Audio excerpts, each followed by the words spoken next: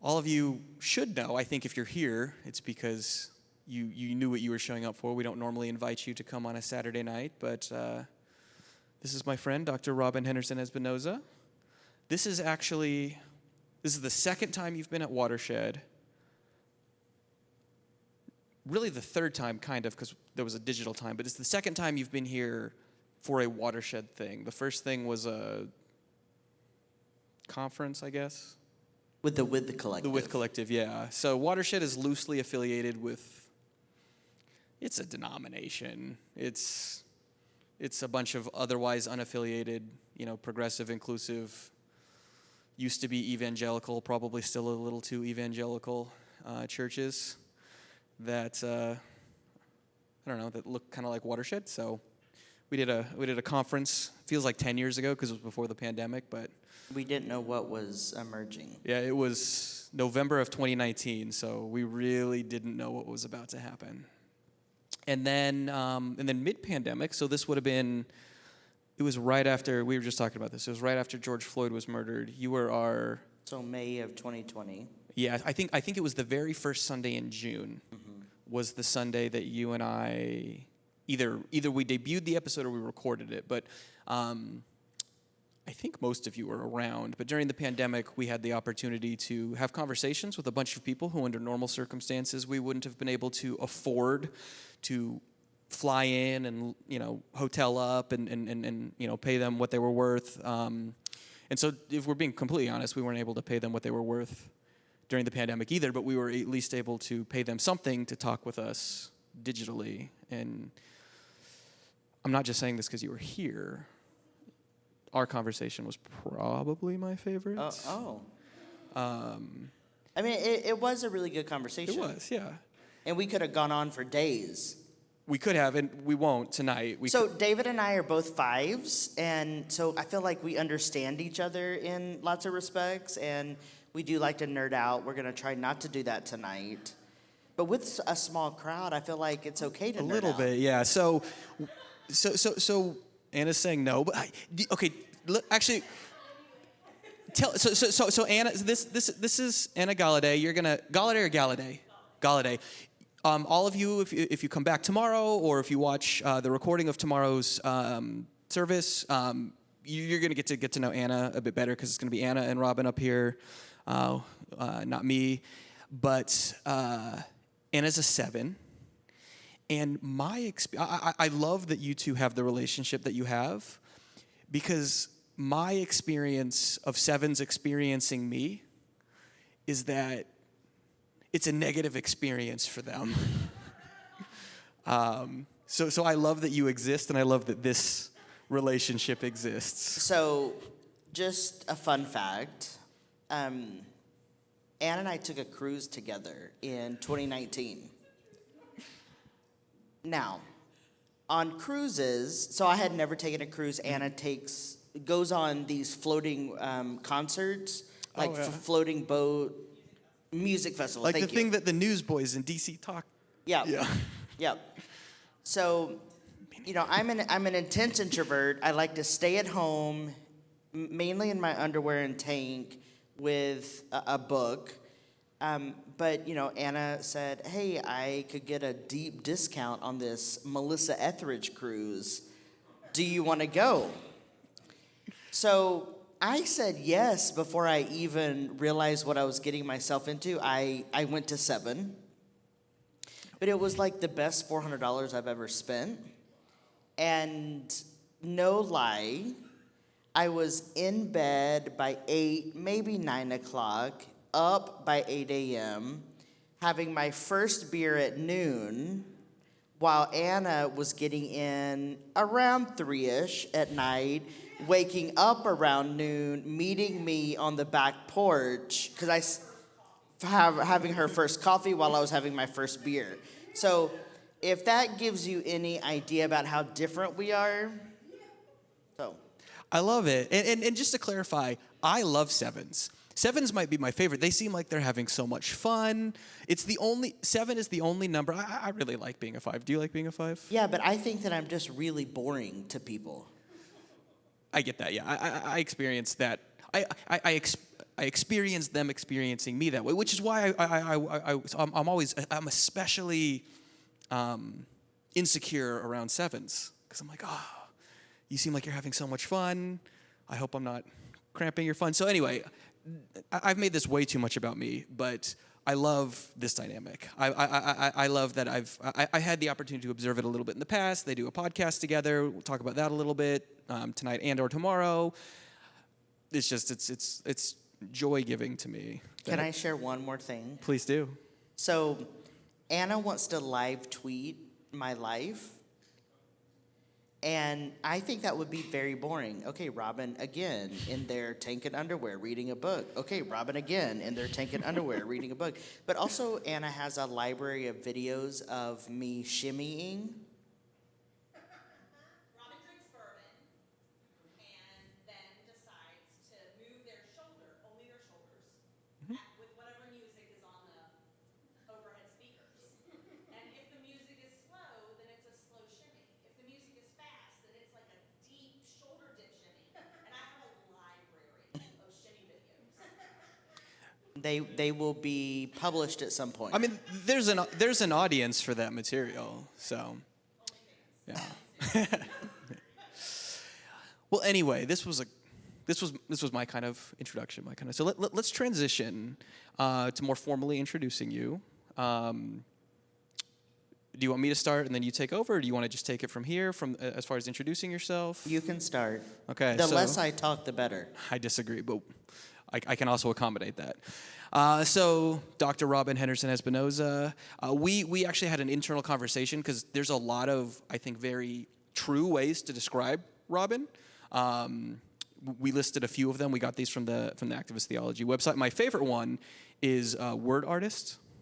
I want to be a word artist. You definitely are a word artist, but in addition to author, word artist, founder of Activist Theology, you are a academic. You are, I don't know, you're a non-binary, trans, queer, Latinx, activist, organizer, thinker, public intellectual, public theologian. I mean, like I said, basically you can go through a whole glossary of terms to describe yourself, but how would you like to introduce yourself to? Yeah, I think that I am on the cusp of becoming. I'm a storyteller. I think ideas can change the world. I think we often don't know how to be with ideas, and I write in the spirit of Augustine. I write so that I can figure out what I can think. So there's 6 things you said right there that I want to talk about, and they all kind of relate to the book.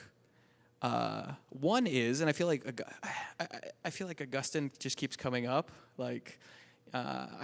Maybe there was so Robyn and I are both very online, and by that I mean we're on this hellscape called Theology Twitter. It's my most abusive relationship since 2009. Probably mine as well. But Augustine, if you're not familiar with who that is, it's an early church, not technically one of the church fathers, came after what is properly considered the church fathers, but very controversial. Many of our worst theological impulses are credited to Augustine, but there's been conversation lately, both in Theology Twitter, but even earlier when we were all hanging out, about the fact that you still read Augustine. And Anna's very appreciative of that because you do.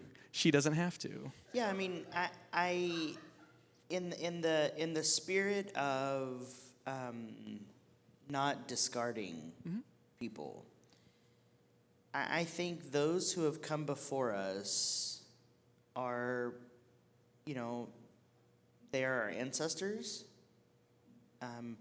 They are our siblings in some respect. Unfortunately, people have made them to be our bosses and then have weaponized their thought against people. But I think that, and I'm on faculty at Duke, which is, if you don't know, a United Methodist divinity school. And it is very orthodox, and and I think some people would say that it's theologically conservative, but it's complex. And people are complex. And I am quite heterodox, meaning I'm sort of outside of the conservative, liberal, traditional, progressive landscape. I don't subscribe to any of those categories. And I think that we are very quick to accept any discourse that seems to humanize people without actually understanding the historical relationships that have created that discourse. So, and this is something that people don't spend a lot of time on. And I think it's evidenced by who feels compelled to be here tonight, right? Because I write for a very particular audience. And if you're willing to, I always say, and Anna's going to tell me I shouldn't have said this later, and so is my partner when she finds out. But I always say, look, let's sit down and have a conversation and a meal and talk about this. Because that is how we actually get free. There is a bad case of historical amnesia globally. There's no historical memory here in this country. And, we think, we collectively think religion equals X. When religion, if we go to the Latin root, it means reconnecting to something. But we've made religion into something that looks a little bit like, or a lot like, white Christofascism. And what I'm very curious about, and what we do at the Activist Theology Project and on the podcast, is help connect the dots, which is why I continue to read. All of my degrees are in theology. My undergrad is in theology. I have a graduate degree in theological ethics and then a PhD in constructive philosophical theology, which just means that I've read a bunch. I love it.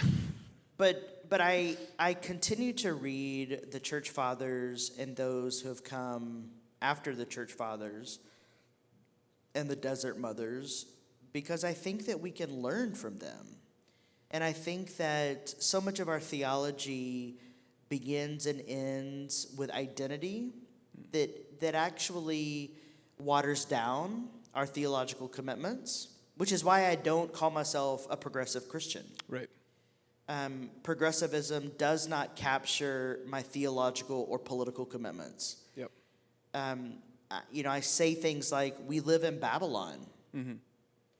And I think that, thinking about just going back to the prophets and thinking about how, Jeremiah went 40 years without having any converts.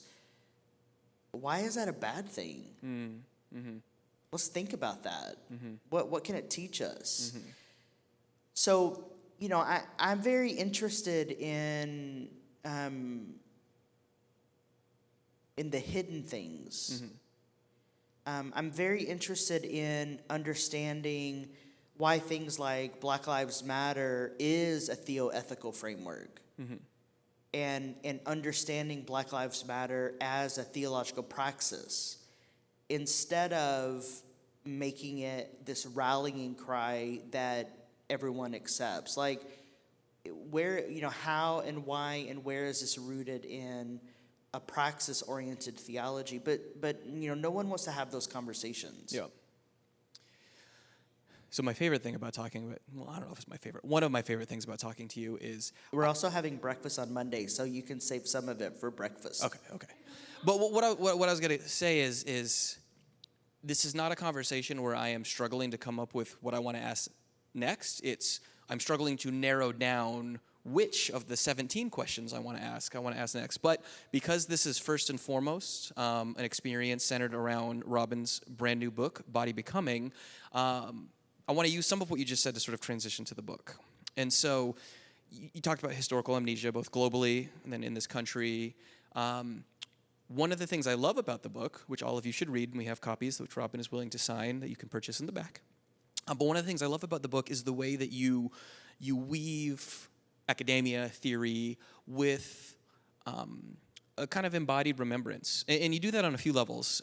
You remember your own history, your own story. You talk a lot about the family you came from, your parents. You talk about land. There's a land remembrance, both the land that you and we collectively occupy, the land of your ancestors, and so can we kick off a little bit of the conversation around the book and around the topic of the book, which is body becoming, embodiments, with how that ties in with this need to remember, to take history seriously, and to not have that disassociative kind of amnesia that you talked about. Well, you don't really get to choose the title of your book. So when I turned in the book proposal to the publisher, I turned in the proposal with the working title, Becoming Embodied. And I wanted to write a book about my own sort of journey with embodiment. And the publisher thought that Becoming Embodied was too academic. And so I said, fine, and because I didn't have a choice. And as I was writing, I was writing in 2020. So Aaron and I, we were here together in 2019. We were early in our relationship. We moved in together. We're getting married next year, and so we were in an apartment on the southeast side of Nashville, and so not only was the pandemic happening, but there were uprisings happening. There was just countless cases of police brutality. I mean, really, the world was on fire, and so I began thinking about democracy a lot. And I began thinking about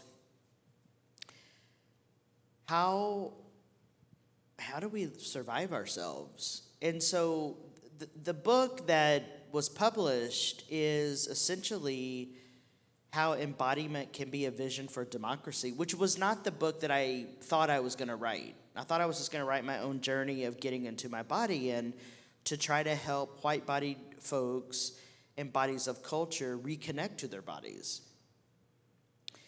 But the book ended up being about bodies, embodiment, and democracy. And so there is this kind of overarching theme of not just collective liberation, but collectively, how do we build another possible world?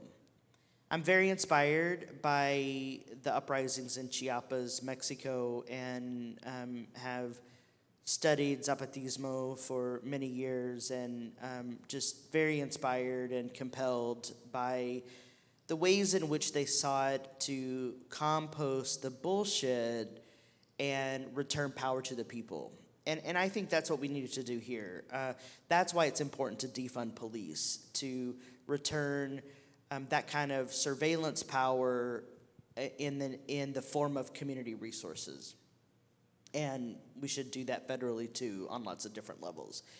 But the book that got published is just very different than what I set out to publish. And then once you turn in the book and they edit it and they say, oh well, it needs a subtitle, and they gave me a subtitle that said "The Path to Liberation."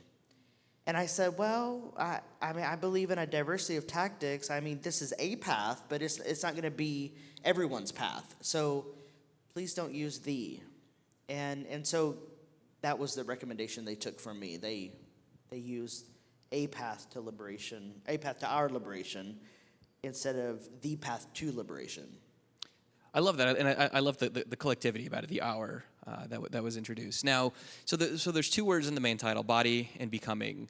Body or embodiment is a huge part of the book, and then what you mean by becoming is another huge part. So could we take a moment and kind of like concretize or like suss out a little bit, because in reading the book, when you talk about bodies and embodiment, certainly yes, you mean our physical bodies. You mean you talk a lot about. And I can, so as a 5, as someone who is in some ways like neurodivergent, I can relate to so much, and we can get into some of that in a moment, but so much to just feeling disembodied and feeling disassociative with my body in so many ways. And so all of the stuff about somatics and about embodiment practices and stuff is very helpful to me. But then on top of that, you're also talking about our collective body and our cultural body and things like that. So can we talk a little bit about that? And then I want to also kind of explain or allow you to explain this idea of becoming as well. Yeah, so like all things, I want to start with a story. Please do. In late 2018, I did a workshop in Nashville called Dismantling Supremacy Culture. And I did it for a spiritual community there in Nashville called Imaginarium. And at the end of that, Aaron was there, and Aaron said, "Have you ever thought about bringing the body into activist theology?"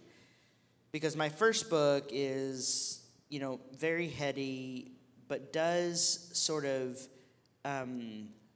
invite people to be active and to live out their theologies. But there's no real sort of concrete mention of the body or what body is.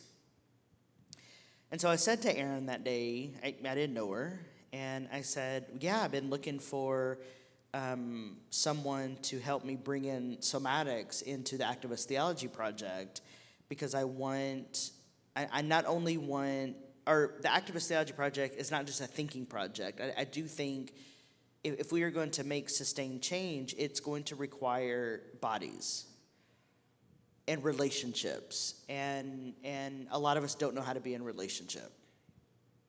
And, Aaron said, it's not my wheelhouse. I'm a one-trick pony. I only know certain discourses. And she said, well, I'd love to talk with you because I teach somatics. And so, that was really pivotal to me.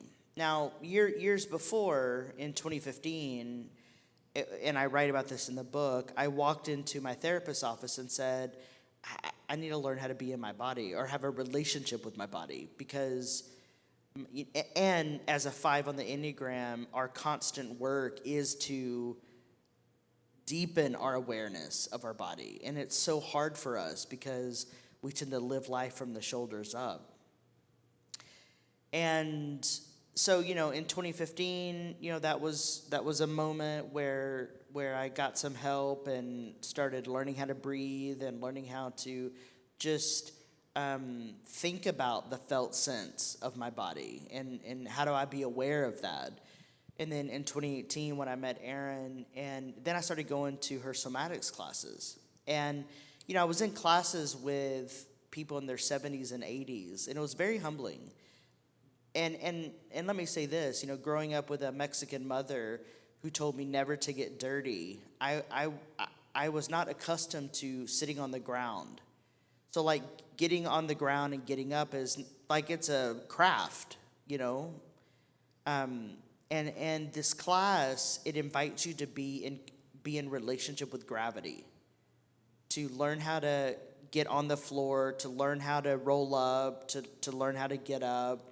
And I was in class with these 70-year-olds and 80-year-olds, and I just was like, wow, this is amazing. And so Erin had a lot of input into my own process of getting to know my body as an embodied thing, as embodied matter. And I think that I mean, I know a lot of people go to yoga and things like that, but, yoga classes or going to the gym, it doesn't necessarily foster an embodied awareness. And I really wanted to try to help people discover that path of embodied awareness. And so for me, to do that was to name what body is, like give a definition, and then because we live in such a culture of historical amnesia, to actually lay out the theories that we've inherited, like Cartesian dualism, for example, where we get disconnected from our bodies, and then culture is created around a dualistic framework out of which binaries come, etc. And that felt really important to figure out how to write and figure out how to put into the book, while also pointing toward these aspects of embodied awareness and how do we capture embodied awareness. And just like I tell my students, being anti-racist doesn't mean that you've read all the books, or it doesn't mean that you have one or two black friends or brown friends. It means you have an embodied awareness of what racism is and means and the impact of that. And so that requires us to have a relationship with our bodies. And so, I just was trying to recount the stories of embodiment and also show how we've inherited a disembodied definition of the body. Yeah, as you were talking, and by the way, the storytelling aspect is throughout this book, and so it's really compelling the way that you weave together, kind of theory and idea with story. And I want to talk a little bit more about the stories in a moment, but I don't know. As you were talking, the thing that sort of like shot to the surface for me was the way that social media is like our dominant form of discourse today. And it's, right. and don't get me wrong, there's been some good things. I mean, the Black Lives Matter movement in many ways began as a hashtag. Right. There are kind of egalitarian opportunities latent within social media, and yet it's fundamentally disembodied. And and sort of the detachedness and the disembodiment of social media, it lends itself, it's fertile ground for the sort of binaries and dualisms right. that genuine proximity resists. Right. There's a latent complexity that us being here right. together sort of brings to the surface that refuses or resists the reduction of something to a dualism or to a binary. Even as you were talking and recounting the story, almost in a different way than I experienced even when reading the book, something about just the presence, the embodied presence that we're having here tonight, I experienced it in my body in a way that even the best exchanges via, digital exchanges or social media exchanges wouldn't allow. Well, and I should say that all the book events that I'm doing are all in conversation, and that is on purpose. And a lot of people have said, well, you could really go further if you did book events on your own. And I'm like, so that doesn't build community. It's relationships all the way down for me. And I would much rather have this crowd here to actually be in conversation with and actually be able to know people's names and develop a relationship with than people just randomly buying my book and reading it. It for me, as a writer, as a public intellectual, I'm much more invested in relationships than anything else. And my publisher, I make my publisher very nervous because I refuse to be complicit in the system. And I refuse to capitulate to the bullshit. And so I do this on my own terms, which is not going to make me rich, but I don't care about that. Now, if I had Elon Musk money, then we would be distributing that and solving the world's problems, but he has not given me any money yet. But when he takes over Twitter, maybe then is our chance. Yeah. You're in our world now, Elon. Yeah, right. But it's interesting that you talk about you're experiencing this, because that's what I wanted the book to do. And I don't think that if I were to stand up here and give some sort of narrative talk, that it would have been received the same way. And so every book of it I'm doing is in conversation, and that's like my stipulation. And so if people want me to come to their community, well, have someone read my book and then let's be in conversation. I don't need the person to be an expert in anything. I just need the person to be in conversation with the book and like have an embodied conversation with me. And I think when we begin, and I'm also trying to model a different form of leadership. I'm trying to, I'm trying to advocate that we should be returning power to people. So I believe in a flat leadership model. I mean, early on when the Activist Theology project was being born, I was like, how do we, I probably made Anna very anxious and a little bit crazy, not to pathologize anyone, but for me, I didn't want a traditional leadership model. And for a moment I was like, well, let's be co-directors. And then I was like, well, that still feels like a hierarchy, even though it's shared power. Well, let's just like have a flat. Let's just all be curators and let's just have a flat model. And that feels very important to me because if we don't figure out how to steward power, then we will continue to harm bodies through the weaponization of things like discourse or, social capital or food deserts or, these structural inequalities that really do harm people. And so I think a lot about power and relationships, and that is all wrapped up in how we conceive of bodies too. I mean, the question earlier about how do women not be perceived as disruptors at the podcast? This is all about power in my mind. And how do we conceive who should take up space, what bodies should take up space, and I write about that too, about how even myself as a white passing Latinx, as a trans masculine person with a PhD, like how do I lend my voice in a way that doesn't perpetuate dominance, which is always a delicate dance for me. Once again, there's like 17 things that I want to jump into, but I'd already promised everyone that we would spend a moment talking about becoming, which is another huge idea. Not just in the book, but really, it might have even been when I first became aware of your work a number of years ago on Twitter. I was noticing that you were constantly talking about becoming. I was like, what do they mean? What do they mean by becoming? And as I got into your work a little more, it became clear. But it really does feel like one of the kind of the fundamental ideas or precepts to the way that you're trying to bring about liberation. So let's talk about that for a few minutes.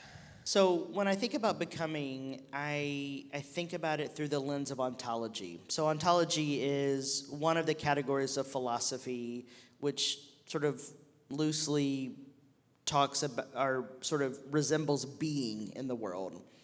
And the other two categories that are related to this would be epistemology, which is knowledge production, and then ethics, our lived practice. So for years, I've been working on an ontology of becoming. How do we understand our beingness, our being in the world, as that which is in process, as that which is always changing, as that which is becoming? And so it just felt really natural for me to include the history of the philosophy of becoming in the book, and to try to do it in a way that is intelligible, because it's some of these Hegelian becoming and Deleuzian becoming is not very easy to read unless you are trained in that. And so, I tried to use these terms: mechanistic becoming, or mechanistic processes of becoming, versus more relational processes of becoming.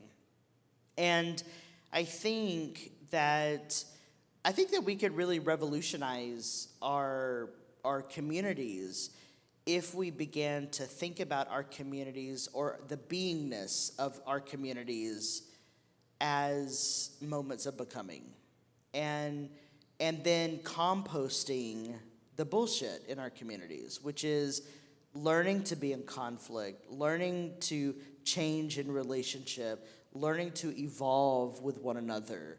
And that should be framed by some kind of relationality that has at its core sort of an ethical dimension to be able to recognize one another, but then also to be able to put our communities back together when there's a fracture or when there's a rupture. So on a practical note, tell me if I'm understanding you correctly. So whereas like a static, like a fixed notion of being, which is what we've inherited in many of our dualist systems and assumptions, that almost by default relationally assumes sort of like a either or, in, out, us, them. Right. Whereas this idea of becoming, by contrast, gives us something more dynamic. If our being, our ontology is constantly in this state of flux, movement, fluidity, becoming, it almost demands of us a kind of open-handedness, a both-andness. One of my favorite kind of phrases that you use in the book is en conjunto. Mm-hmm. To me, that's a becoming phrase. There's a organicness or a fluidity to it that once again resists the stark kind of either-orness that I think we default to almost as a defense mechanism. Yeah, I mean, I really kind of found my way with the discourse about becoming when I was reading Karen Barad's work, who's a theoretical quantum physicist, back in my PhD program. As one does. And it's like 600 pages. It's a brilliant book. And I spent a week of just reading that book. And she talks about light and the diffraction of light. And if we just say that light, and static is a good word, if we just say that light is there and that it is not emitting a kind of presence, then we might be reducing light to be immaterial and without the properties to become. When what we know about light is that, light diffracts, there's a lot of things that happen with light. And so, and light is a piece of matter that is becoming. And so it was really her work, and Deleuze too, but it was really her work that got me into thinking about, with a very simple tool like light. I have some photographer friends. Light is everything. Light makes it dramatizes photography in a really brilliant way. And so I think through this, and I think, okay, well, if light is material, and if light is becoming, and if we are material, we are matter, we're composed of matter, stardust to be factual, then we are also becoming. And, as Joe Luhmann says, stars are our most ancient siblings. And so I am very curious, how do we pivot out of mechanistic or static notions of bodies, which has created things like historical patriarchal bullshit, and even our hermeneutic strategies, how we interpret the Bible, how we interpret history. If we don't, we have to be nimble with this. But if we're just reading it in a way that doesn't allow for change, which I'm watching what France is going through right now with Le Pen, and I feel very concerned, but that is an example of a kind of beingness that is static and unwavering in many respects, and trying to fortify things that are death bringing. So really, becoming is about, for me, abolition is about life affirming processes. So yeah. So one of the ways that this plays out, your own becoming plays out narratively in the book, is through a number of kind of intersecting kind of points of becoming. You talk about, you talk about your parents, brown Mexican mother, white American. Scottish. Okay, father. And so, you're white passing, but then identify so deeply with aspects of your mother's culture and that heritage. You talk about your transness and your experience of your body and your subjectivity as a trans person, both your kind of personal interior experience there, and then also the way that the world responds to you, right. In that. And then more recently, you talk about autism and your experience as a neurodivergent person. And so there's not really a question there. It's just what are some of the ways you feel like that your own becoming has been maybe clarified or embodied in navigating those different facets of your own becoming? Well, on the autism piece, my former partner worked with kids with autism, and I didn't know a lot about autism, and I asked her one time, do you think I'm on the spectrum? Literally, her answer was, no, you're too smart. I had already looked up the sort of, I don't want to say symptoms, but characteristics of people on the spectrum. And gosh, they sure did seem familiar to me. But, I'm too smart, so that must not be my case. And so I tucked it away, and then was in Cuba with a comrade. And now I've spent a lot of time in Latin America. I know the flow. I know how to be there. I'm able to communicate, And I missed every social cue in Cuba. And on the ride back, my comrade said, you might want to look into how people with autism negotiate social space. I was offended. Because I thought, I know how to negotiate social space. I have a PhD. Actually, no, I don't know how to. I was sitting down there not talking to people, I don't know how to negotiate social space.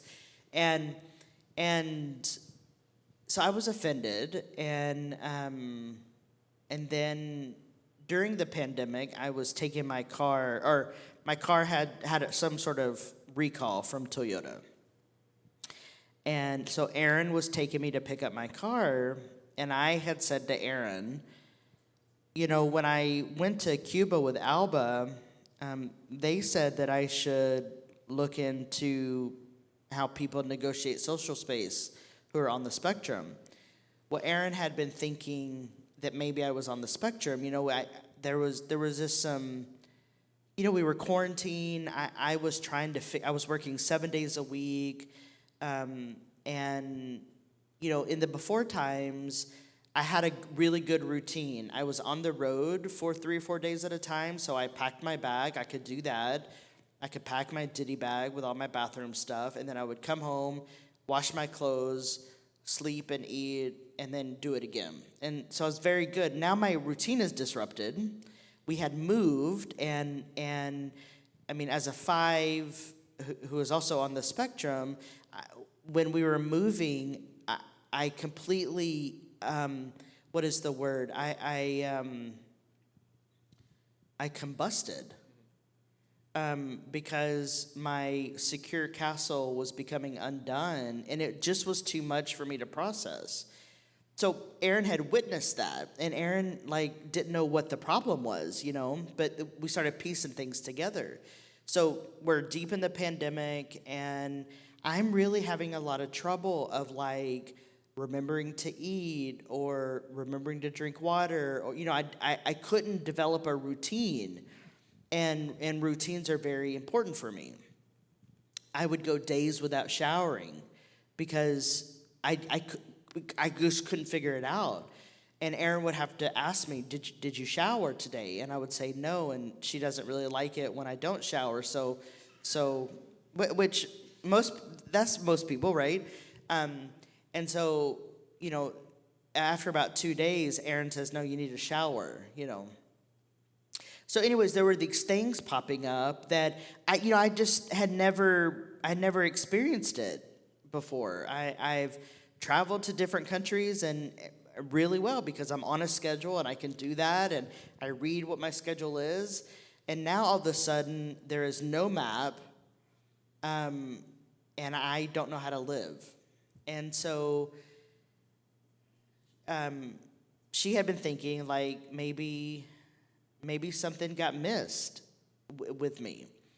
And so I picked up my car, and then looked up the characteristics again. And I was like, oh, like these really resonate with me. So I sent them to her, and she said, let's talk about it later. So she was cooking dinner that night, and I reached out to my good friend Mike McHarg. And I said, I think this might be true for me. Can you help me? He was like, oh, I totally thought you were on the spectrum because we get along so well. And I was like, well.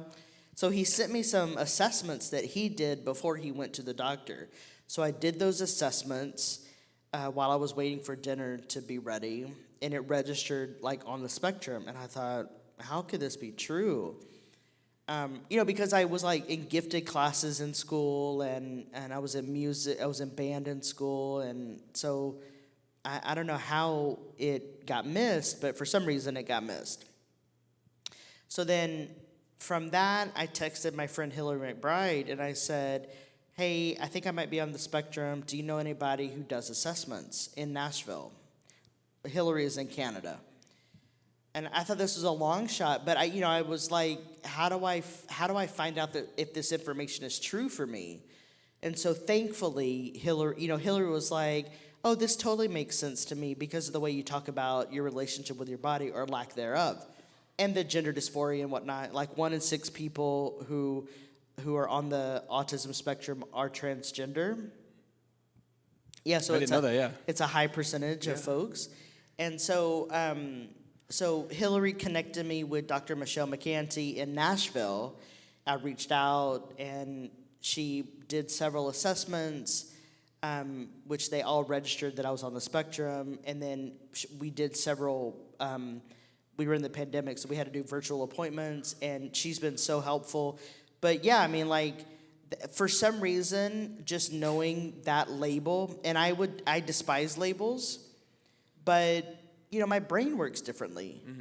And I have been shaped in a neuronormative world. Like, I know how to navigate academia because I've been in it my entire life. But then, try to be in the real world, Anna, I don't know how to do that.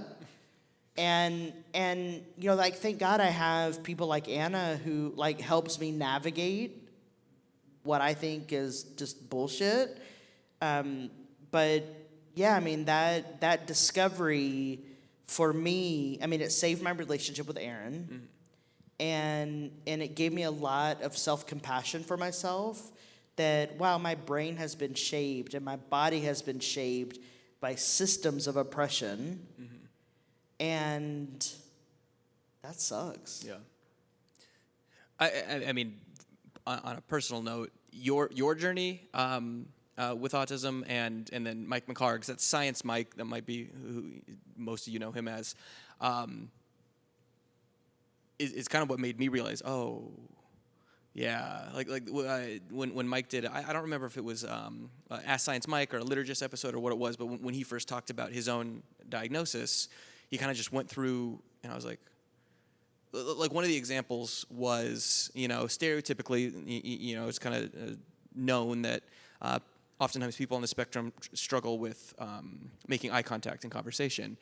And I've always been like, well, I make eye contact, but what I didn't realize and what Mike didn't realize, and I learned from him, was that for most people, like, it just happens kind of naturally. Whereas this entire time, as Rob and I have been talking, I'm making a little mental note, like, maintain eye contact, maintain eye contact, maintain eye contact, because my natural tendency is to do this. So what's interesting is I look at people's mouths when they talk. Mm-hmm. Yep.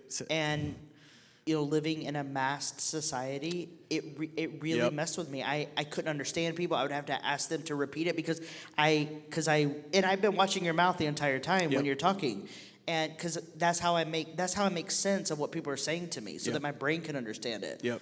And I have been taught to have eye contact because I was told when I was a kid, if you don't make eye contact, that means you're lying. Really? So, I mean... I was just told I was an asshole if I didn't. But that would be equally guilt-inducing.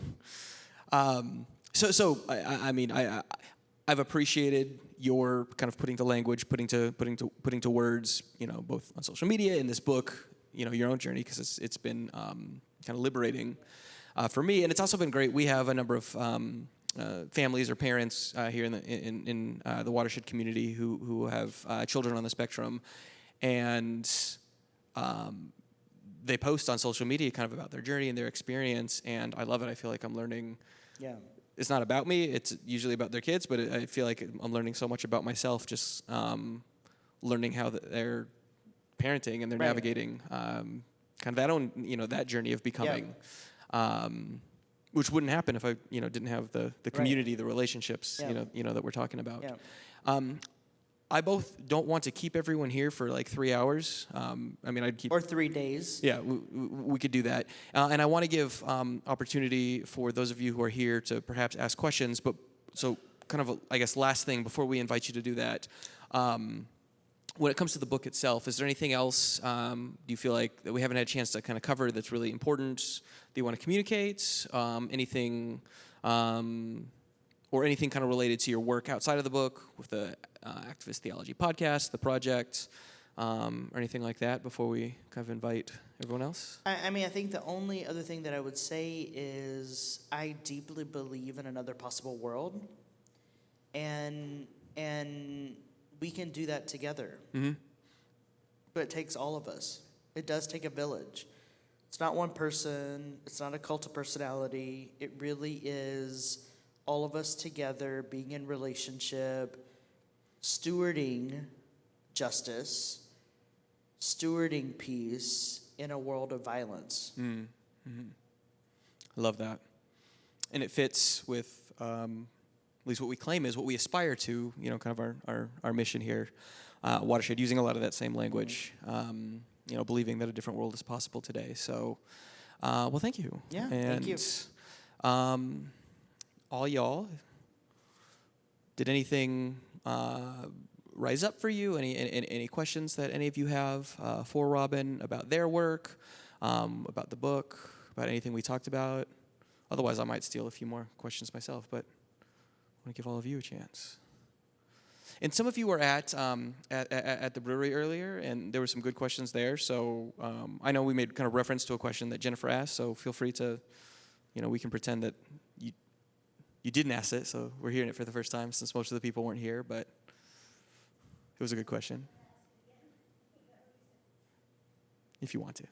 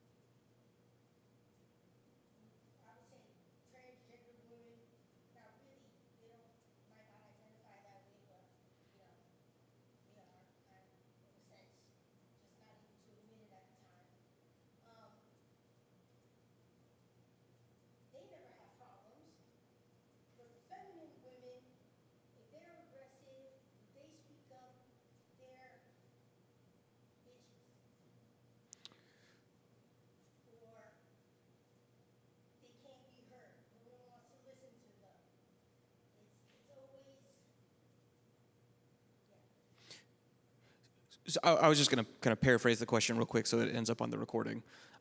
So basically what Jennifer's asking is how to navigate or kind of what would the response be to these structures of normativity that, wherein men are able to show up a certain way, authoritative, aggressive, kind of very hierarchical, and that's encouraged, praised, allowed, whereas people who show up, people who identify as women or who show up very feminine, that is frowned upon. They're considered aggressive, disruptive, bitchy, and you use the example, and you use the example of the military, and what's interesting about the military as an example, it's almost like a exaggerated version of many of the kind of normative scripts that are given to us, so in very many ways, you talk about supremacy culture in your work. We have a hierarchical society, we have a patriarchal society, we have a heteronormative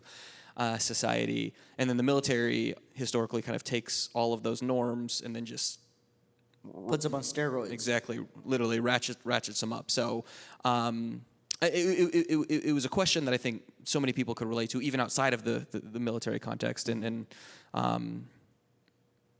all of you who participated had great answers, but right now we have just Robyn. So Yeah, I mean, in the 90s, Judith Butler wrote a book called Gender Trouble, where she talked about gender as drag. And yet, I am receiving a lot of Twitter messages responding to a National Catholic Reporter article on this book that people are saying, gender is fixed, and this reveals how we've inherited certain views around things like gender and sex, both of which are social constructs. There are, two ways of thinking about this. One is biological essentialism. The other is social constructivism. Those who believe that gender is fixed, and so when we read Genesis and we read Adam, that automatically means male or man. Those folks tend to be essentialists. Those of us who read Genesis and Adam in Hebrew is earth creature, and man was an invention out of the categories of gender, that would be on the social constructivist side. And we're not teaching people that, we're teaching people to be themselves and be on the process of gender identity. But we're actually, it's that historical amnesia piece. We're not helping them unhinge from biological essentialism. And that worries me, because we end up having institutions from the family to the government that weaponizes this way of thinking against people. So then you result with women being perceived as aggressive or what have you. And I think this is dangerous. I get plenty of messages online that call everything I do into question because I identify as trans and queer. And I don't think gender is given. I don't think gender is fixed. We have a wide range of expressions of masculinity. We have a wide range of expressions of femininity. Gender is on a broad spectrum. And, gender is like a river. It's a process. And when we lean into that, we get a different person instead of demanding that men should be men, more biblical. We get a hyper masculinity that actually harms not just the men, but everyone around the men. And what I selfishly kind of personally love about everything you just said and what you're describing in general is the ways that as someone who is, I'm going to maybe make up a term here, like supremacy culture passing. And what I mean by that is like, because of the way that I show up, racially, sex-wise, gender-wise, I fit comfortably into what has sort of been deemed the normative categories, straight, cis, white, male, etc. And yet, just because I comfortably passes those things, there are lots of aspects of what is considered normatively masculine, normatively patriarchal as far as like how I'm supposed to show up relationally, in my romantic relationships, in my friendships, even in my work relationships, that is outside of what it feels natural, authentic, comfortable for me. And so the gift, that I feel like I've received both from queer bodies and engagement with queer theory, queer theology, and things like that, is the way that it sort of kind of apocalyptically kind of like pulls the curtain back on the constructedness, the in many ways kind of arbitrary nature of... It's contrived. Yeah, exactly, of these norms that many of us simply take for granted. And so for me, it's been a good example of the ways that liberation for the oppressed is also liberation for the oppressor. I'm a well-intentioned white dude. I try as often as I can not to be oppressive, but there are ways in which just by nature I'm complicit. All of us are complicit in many of these systems and structures, and so so queer embodiment for me has just been such a concrete sort of example of my own liberation. So being so like like in a non-binary, it's not your liberation versus my liberation. It's our liberation, and I get to participate. The freer you are, the freer I am. Yeah. So.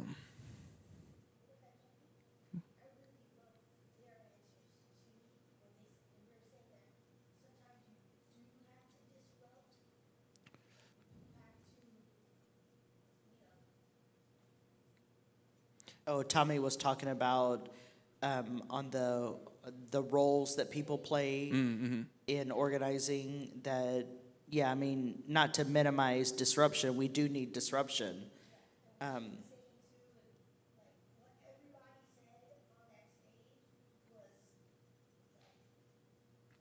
Well, so shameless plug, what Jennifer's referring to is a live podcast recording that we did earlier that's going to be simultaneously released on both the Activist Theology podcast and the Permission to Be podcast. So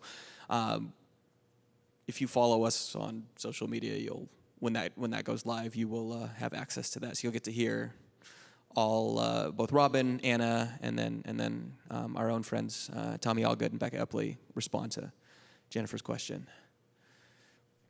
And it might come up tomorrow when the two of you are dialoguing up here, maybe. I don't know. I have no idea what you're planning on talking about, which is kind of exciting.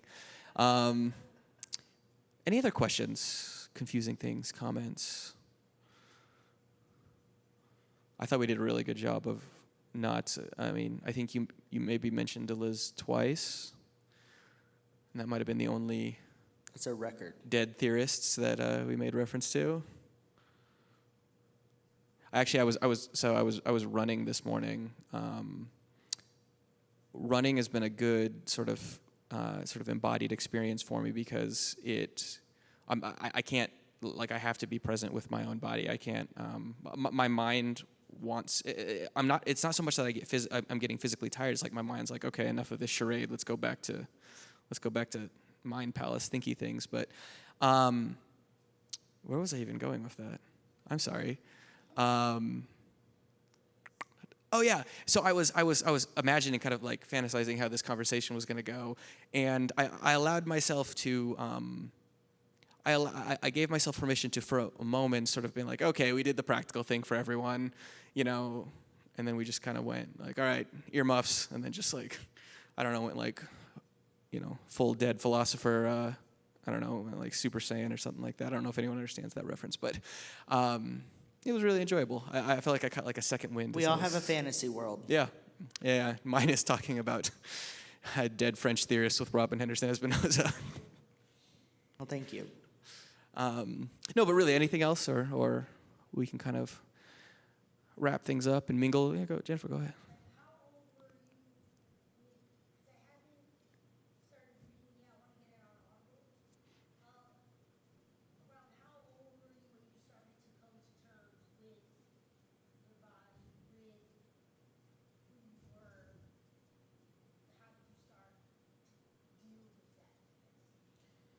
Well, when I was maybe 5 or 6, my mother asked me if anyone ever made fun of me for the color of my skin.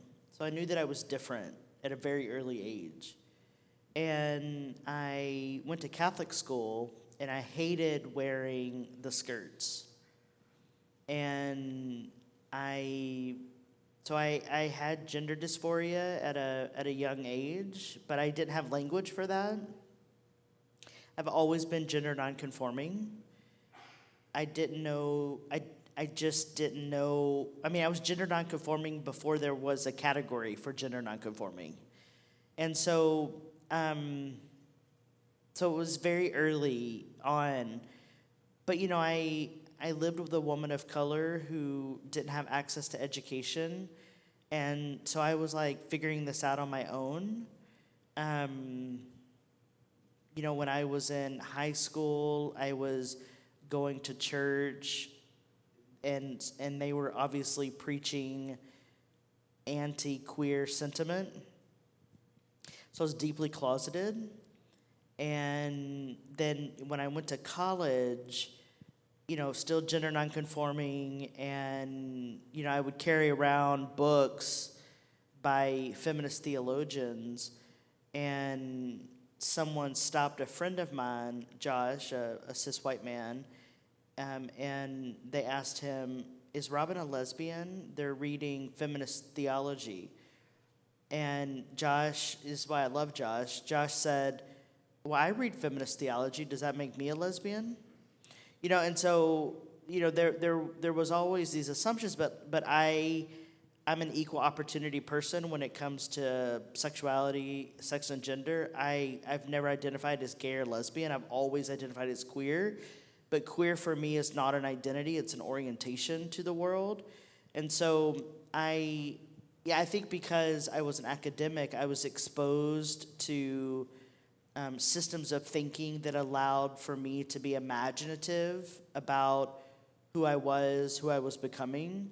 But I was very young when I noticed that there was something different about me. And a lot of people when you ask them, a lot of people will say, I knew at a young age that I was different. And they may not have the language, but it's a seed that is trying to bloom. Yeah, I don't think I can think of a single trans person who I know who did not know. To your point, they might not have had language for it, but they knew at a very, very young age. Like once they did have language for, being trans, they were able to look back and be like, oh yeah, 3, 4, 5, that's when I knew.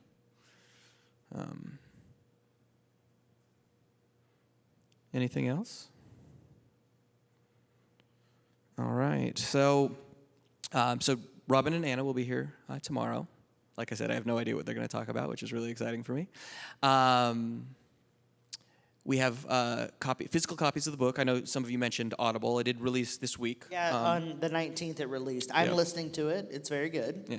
Robyn... I wanted to make sure that it's okay because I narrated it, but I didn't get to hear the finished product. I overheard a conversation earlier at the brewery. They made you try out to narrate your own book? I had to audition for my own fucking book. Cool.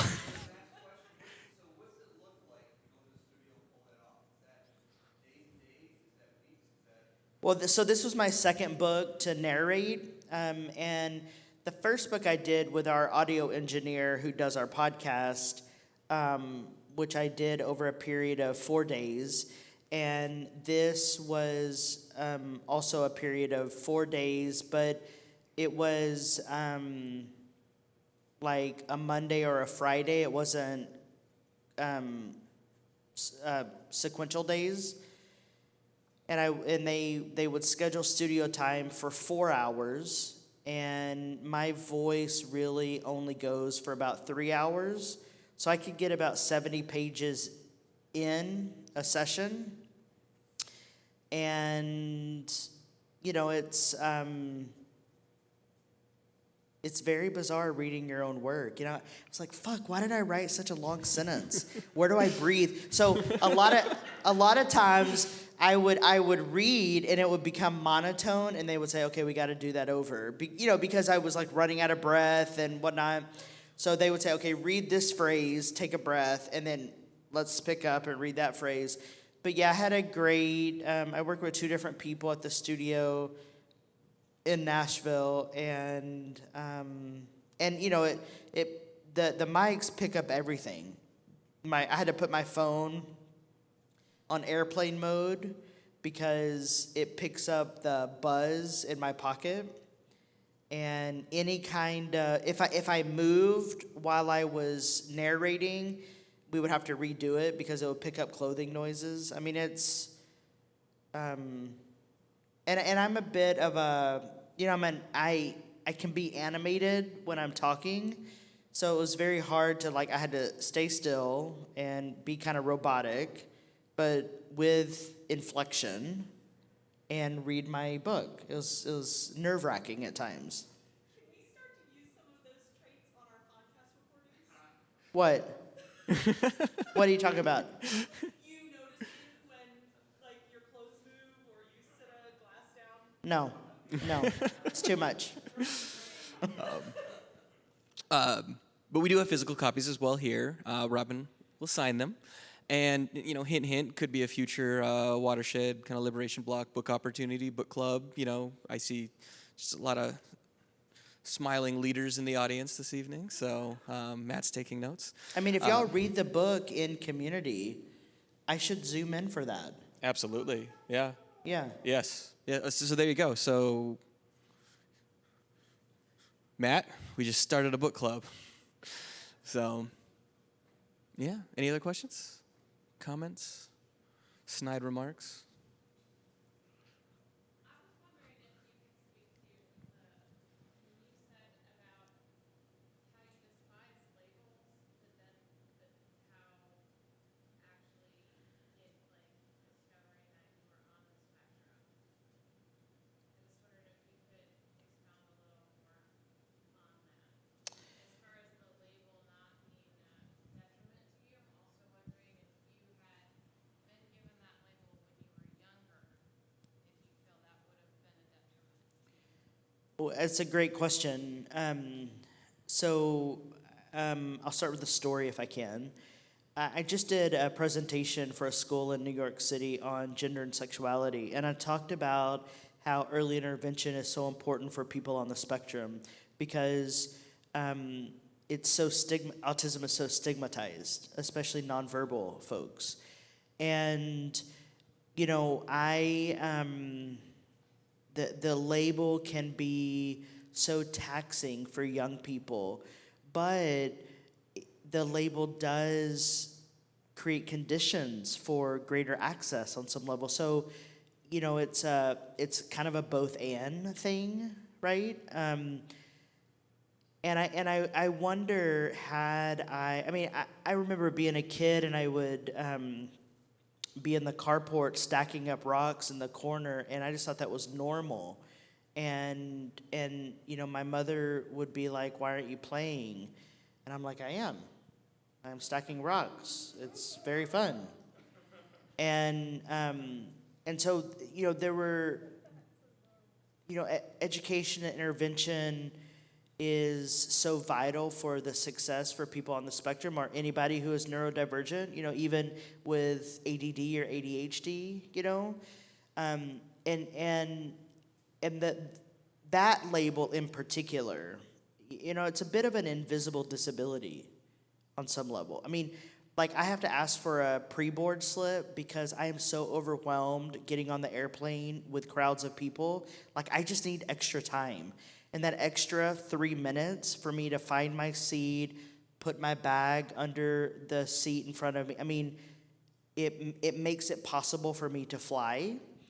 And I didn't realize that until I started to learn more about what my brain needed, you know? And so while it's complicated, that label has given me a sense of freedom to ask for the things that I need. And I think that if we can teach our kids are wisdom bearers, but we live in an adult supremacist society. And so if we can allow kids to be agents of their own wisdom, there's a lot that we can learn. And so for me, it was a mark of my own sort of personal freedom to be able to ask for the things that I needed. I don't know if that's helpful. I found it helpful. So thank you. I almost want to timestamp that answer in particular for, I know there are people in our community who will be particularly interested in hearing some of your comments on your journey with autism, and so I don't know. Des can help me with that, but anything else? All right. Well, thank you, Robyn, and I'm looking forward to. I get 2 more times to hang out with Robyn. Well, I guess formally we're also going to have breakfast on Monday, I just learned. But in addition to being with us tomorrow morning, during the normal 10 a.m. Watershed service time, there's another opportunity. We'll be back at Petty Thieves Brewing at 5 p.m. tomorrow. There's an author, lives up in the Raleigh area. Is that where Carrie, I think. Carrie, Carrie. Chris Furr, who just came out with a book. Straight white male. Straight white male. He's one. So so am I. And so if you can relate to that, as many of us can, it's my understanding. I haven't read the book yet. Just kind of reading the back of the book blurb. He talks about his own journey, sort of reckoning with privilege and advantage and things like that. But then there's contributions. Yeah. You contribute to the book. Melissa Flora Bixler is another pastor who we've engaged with here at Watershed. I think she writes something for it, and a few Matthias others. Roberts. Roberts, awesome. Yeah. So very collaborative work. And so Robyn and Chris are going to be having a conversation about whatever they want, but it's going to be awesome. Yep. So in that cool space. Yeah, we're going to go into the secret room. If you've never been to Petty Thieves Brewing, you can literally push in a bookshelf, and it reveals a secret room with couches. That's where we're going to be. Yep. So, all right, well, thank you. If you're watching this via recording, thank you for watching, and tune in. And if you're, everything I just described will have already happened, but there'll be recordings of them. So tune in on the same channel that you're probably watching this on for those other recordings if you have not already watched them. That was a really awkward way to end, but we're going to call it there. So thank you.